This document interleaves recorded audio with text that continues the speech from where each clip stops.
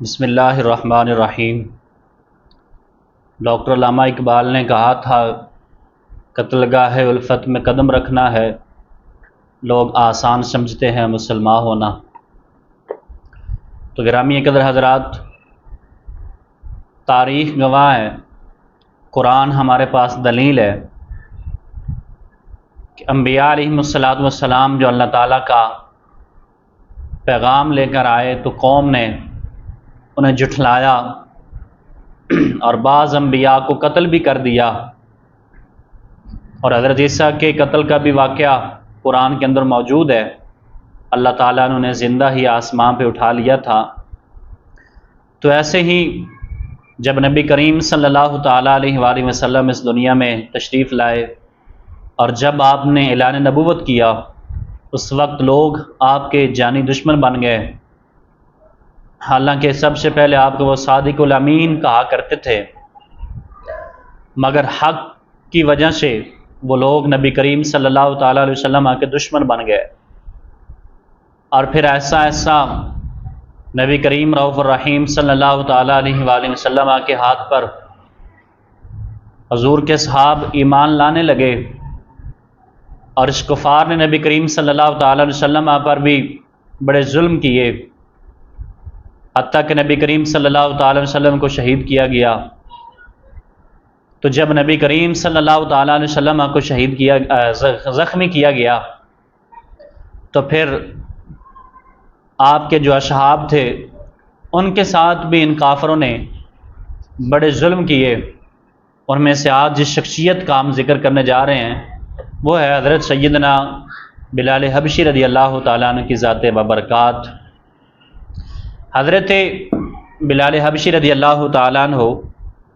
آپ امیہ بن خلف کے غلام تھے، اور ازلی سعادت مندوں میں سے آپ کا نام آتا ہے جن کا شمار السابقون الاولون میں ہوتا ہے۔ امیہ اسلام کا دشمن تھا، چونکہ یہ کافر تھا، اور اس کی برداشت یہ کیسے ہوتی کہ اس کا ایک غلام اس کے دین کو چھوڑ کر مسلمان ہو چکا ہے، اور وہ بھی اس کی مرضی کے بغیر، اور بے شمار خداؤں کے خلاف ہو چکا ہے، اور ایک خدا کی عبادت کرتا ہے جو نظر بھی نہیں آتا۔ تو گرامی قدر حضرات، اس کی وجہ سے امیہ بن خلف کو حضرت بلال حبشی پہ بڑا غصہ آیا۔ اس نے عزم کر لیا کہ میں بلال حبشی کو اتنی سخت سزا دوں گا کہ اس کا برداشت کرنا ممکن ہو جائے گا، اور وہ مجبوراً اس نئے دین کو چھوڑ کر پرانے دین کے اندر واپس لوٹ آئے گا۔ اور امیہ نے حضرت بلال حبشی کی گلے کے اندر رسی ڈالی اور آوارہ لڑکوں کے ہاتھ میں پکڑا دیا، اور وہ حضرت بلال حبشی کو کھینچتے ہیں، رسی کو کھینچتے ہیں، حضرت بلال حبشی ساتھ گھسیٹتے چلے جاتے ہیں، اور وہ لوگ مذاق کرتے ہیں اور ہنستے ہیں، اور گلیوں محلوں میں حضرت بلال حبشی کو گھسیٹتے ہیں۔ لیکن حضرت بلال حبشی رضی اللہ تعالیٰ عنہ پر عشق مصطفیٰ کی ایسی مستی چھائی ہوئی تھی، آپ کی زبان سے یہی نکلتا تھا، احدن احدن کے نعرے آپ لگایا کرتے تھے۔ کفر اور شرک کے حواریوں کو آپ منہ توڑ جواب دیا کرتے تھے، جتنا وہ ظلم کرتے آپ اتنا زیادہ بولتے، احدن احدن، میں اس کی عبادت کرتا ہوں جو ایک ہے، وہ اللہ کی ذات ہے۔ اور وہ بے شعور بچے وہ زور سے کھینچتے رسی کو، حتیٰ کہ حضرت بلال حبشی کی گردن جو ہے اس پہ خراشیں پڑ جاتی اور وہاں نشان نظر آتے۔ اسی طریقے حضرت حسان رضی اللہ تعالیٰ عنہ فرماتے ہیں کہ میں اسلام قبول کرنے سے پہلے حج کے لیے مکہ مکرمہ آیا، تو میں نے بلال کو دیکھا کہ بلال کے گلے میں ایک لمبی رسی ہے جس کو بچوں نے پکڑا ہوا ہے اور اسے کھینچ رہے ہیں، اور بلال کہہ رہا ہے، احدن احدن انا اکفر باللاتی والعزی وحبل ونائلہ۔ حضرت بلال حبشی یہی اعلان فرماتے ہیں، اللہ ایک ہے، اللہ ایک ہے، میں لات، عزا اور نائلہ کی خدائی کا انکار کرتا ہوں۔ تو امیہ کا دوسرا جو انداز تھا سزا دینے کا، وہ یہ تھا کہ آپ کو بھوکا اور پیاسا رکھتا، پھر دوپہر کے وقت جب دھوپ چمک رہی ہوتی اور ریتلی زمین جب تپش مار رہی ہوتی تو اس وقت حضرت بلال حبشی کو اس ریت کے اوپر لٹا دیا جاتا اور آپ کے سینہ پر جو ہے وہ بھاری پتھر جو ہے وہ رکھ دیے جاتے، جس کی وجہ سے حضرت بلال حبشی کا جسم جو ہے وہ پگھلنا شروع ہو جاتا۔ تو کہتے کہ آپ محمد کا دین چھوڑ دیں اور لات اور عزیٰ کی عبادت کو دوبارہ کریں اور اللہ کی عبادت کو چھوڑ دیں، تو آپ فرمایا کرتے تھے احدن احدن، میں اسی کی عبادت کروں گا جو اللہ ہے، اور انا لا اشرک باللہ شیئا انا کافر باللات والعزیٰ۔ حضرت بلال حبشی یہ فرمایا کرتے تھے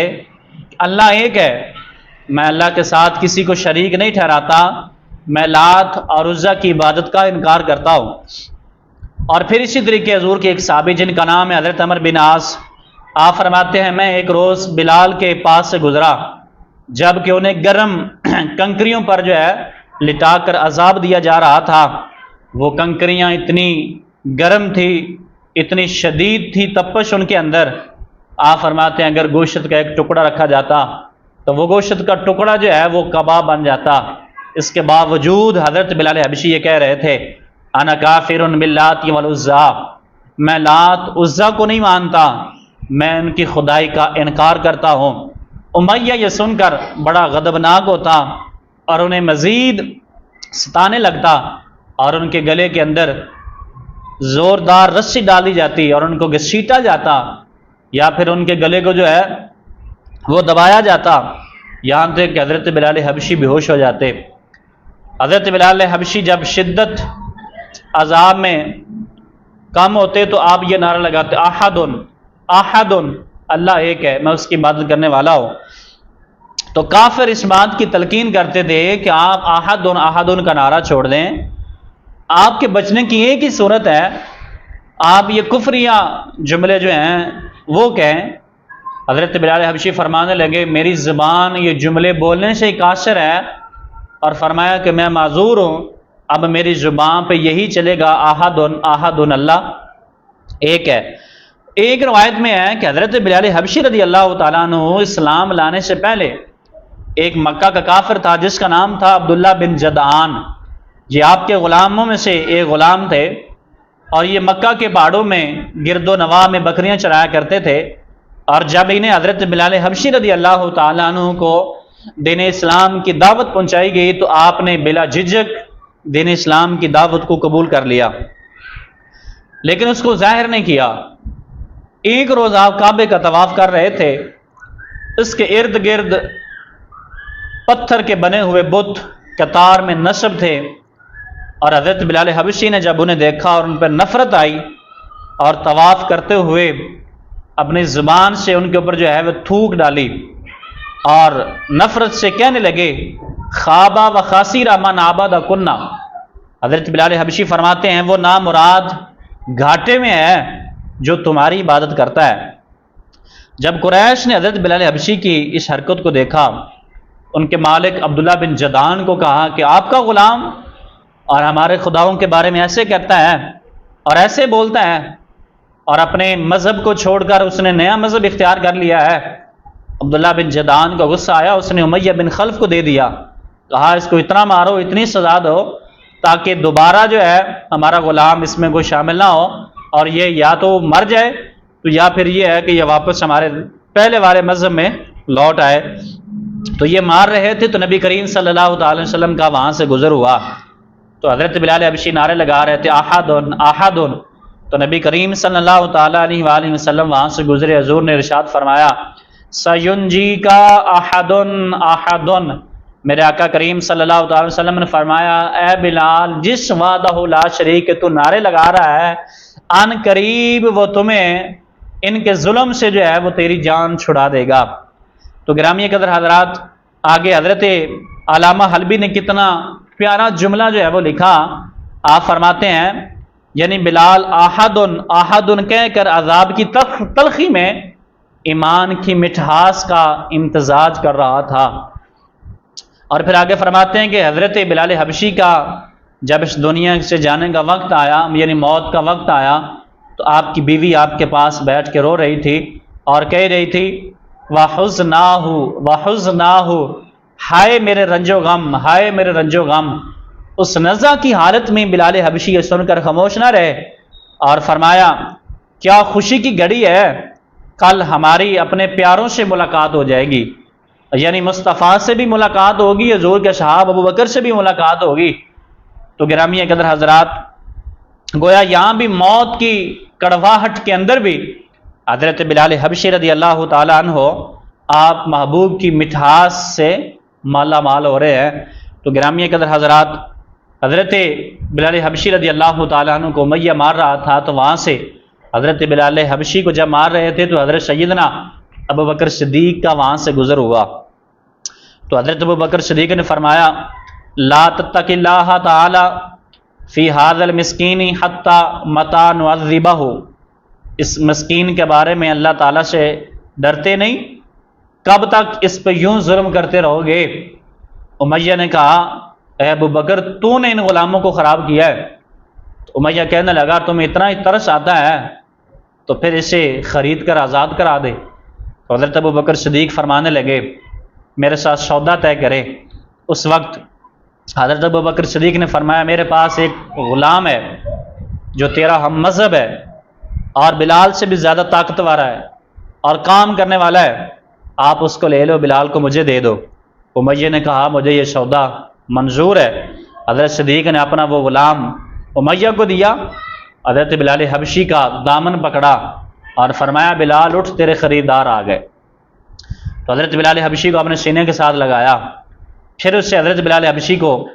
لے کر نبی کریم صلی اللہ تعالی وسلم کی بارگاہ میں حاضر ہوئے۔ حضرت ابوبکر صدیق یا رسول اللہ آپ کے روئے زیبا کے صدقے میں نے بلال کو آزاد کرا دیا ہے۔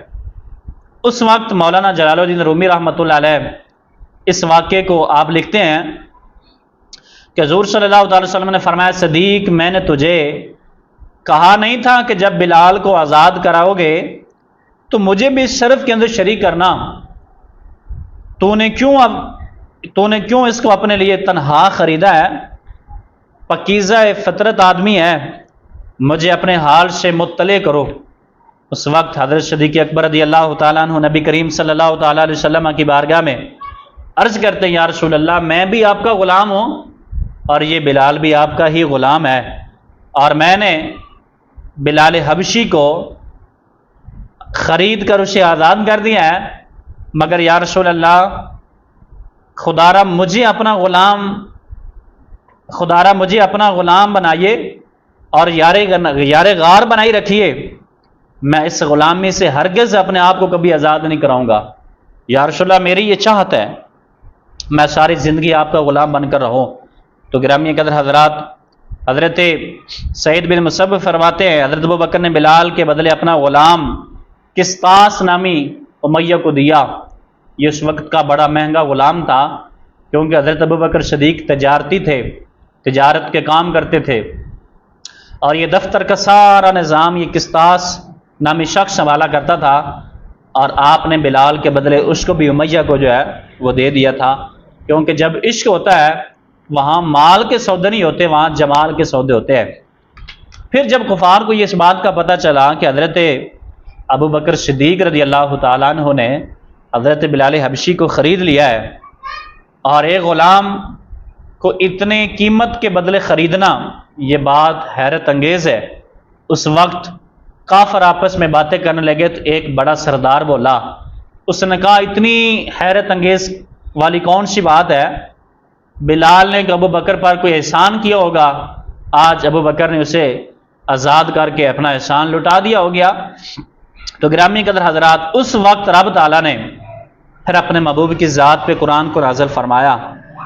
وَمَا لِأَحَدٍ عِندَهُ مِن نِعْمَةٍ تُجْزَىٰ إِلَّا ابْتِغَاءَ وَجْهِ رَبِّهِ الْأَعْلَىٰ۔ اللہ نے فرمایا سورہ اللیل ہے، اور اس پر کسی کا کوئی احسان نہیں ہے جس کا بدلہ اس نے دینا ہے، فرمایا کہ وہ اپنے برتر اور پروردگار کی خوشنودی کا طلبگار ہے۔ تو گرامی قدر حضرات، جب لوگوں نے باتیں کی کہ ہو سکتا ہے ابو بکر صدیق رضی اللہ تعالیٰ عنہ پر حضرت بلال کا کوئی احسان ہو، تو رب تعالیٰ نے فرمایا کوئی احسان نہیں ہے، انہوں نے آزاد اس لیے کیا ہے تاکہ وہ رب تعالیٰ کی خوشنودی اور رب تعالیٰ کی جو ہے وہ رضامندی شامل کر سکیں اور اپنے آپ کو رب کی بارگاہ میں نیک اور متقی اور پرہیزگار بنا سکے۔ تو گرامی قدر حضرات، حضرت سیدنا صدیق اکبر رضی اللہ تعالیٰ عنہ کے ذات بابرکات ایسی ہیں جنہوں نے صرف ایک غلام بلال کو خرید کے آزاد نہیں کیا، بلکہ بے شمار ایسے مسلمان غلام تھے جو کافروں کے قبضے میں تھے، جو مسلمان ہونے کی وجہ سے کافر ان پر جو ہے وہ ظلم و ستم کیا کرتے تھے۔ تو حضرت بلال حبشی کی طرح حضرت ابوبکر صدیق نے اور بھی کئی غلاموں کو آزاد کرایا، تاکہ جس وقت ان کا دل چاہے اللہ کی بارگاہ میں سجدہ ریز ہوں، اللہ کی تسبیحات کو کریں، اللہ کی حمد کو بیان کریں۔ یہ حضرت سیدنا صدیق اکبر رضی اللہ تعالیٰ عنہ کے یہ احسانات ہیں ہمارے اوپر۔ تو گرامی قدر حضرات، ہم حضرت ابوبکر صدیق اکبر رضی اللہ تعالیٰ عنہ کے قیامت تک احسان مند ہیں، اور کوئی بھی ان کا احسان کا بدلہ نہیں دے سکتا۔ اللہ ہم سب کو عمل کی توفیق عطا فرمائے۔